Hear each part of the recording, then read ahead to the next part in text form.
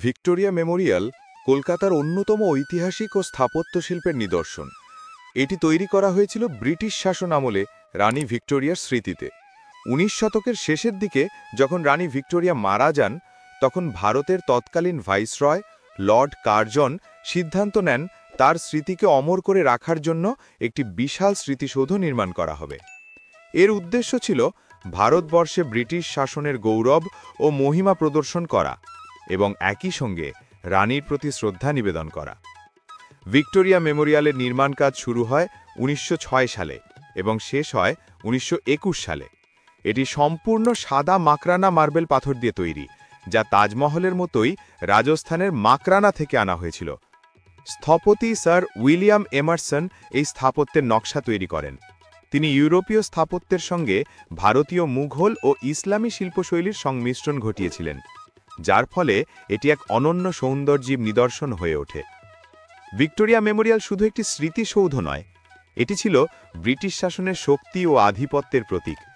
Lord Curzon চেয়েছিলেন ভারতীয় জনগণের মনে ব্রিটিশ সাম্রাজ্যের প্রতি শ্রদ্ধা ও আনুগত্য জাগিয়ে তুলতে এই স্থাপনাটি গুরুত্বপূর্ণ ভূমিকা রাখবে। এর ভেতরে রানী ভিক্টোরিয়ার জীবন, কর্ম এবং ব্রিটিশ সাম্রাজ্যের ইতিহাস সম্পর্কিত নানা চিত্র, ভাস্কর্য ও দলিল সংরক্ষিত আছে। নির্মাণকালের সময় ভারতের বিভিন্ন প্রদেশ থেকে অর্থ সংগ্রহ করা হয়েছিল, এমনকি ভারতীয় রাজারা ও জমিদাররাও অনুদান দিয়েছিলেন। এতে ব্রিটিশরা দেখাতে চেয়েছিল যে ভারত ও ব্রিটেন একসঙ্গে মিলিত হয়ে রানীর স্মৃতিকে সম্মান জানাচ্ছে। তবে ইতিহাসবিদদের মতে এটি মূলত ব্রিটিশদের প্রভাব ও কর্তৃত্ব ধরে রাখা এক রাজনৈতিক প্রচেষ্টা ছিল। আজ ভিক্টোরিয়া মেমোরিয়াল শুধু একটি ঐতিহাসিক স্থাপনা নয়, এটি কলকাতার গর্ব। এর চারপাশের বাগান, জলাশয় এবং সাদা মার্বেল প্রাসাদ এক অপূর্ব দৃশ্য সৃষ্টি করে। প্রতিদিন হাজারো পর্যটক এখানে আসে ব্রিটিশ শাসনের সেই যুগের ইতিহাস জানতে এবং এর সৌন্দর্য উপভোগ করতে। ভিক্টোরিয়া মেমোরিয়াল তাই একদিকে যেমন শিল্প ও স্থাপত্যের অসাধারণ নিদর্শন, তেমনি অন্যদিকে এটি ভারতবর্ষে ব্রিটিশ শাসনের স্মৃতি বহন করে চলেছে। এটি ইতিহাসের এক নীরব সাক্ষী, যা আজও আমাদের মনে করিয়ে দেয় অতীতের সেই উপনিবেশিক যুগের গৌরব, বেদনা ও পরিবর্তনের গল্প।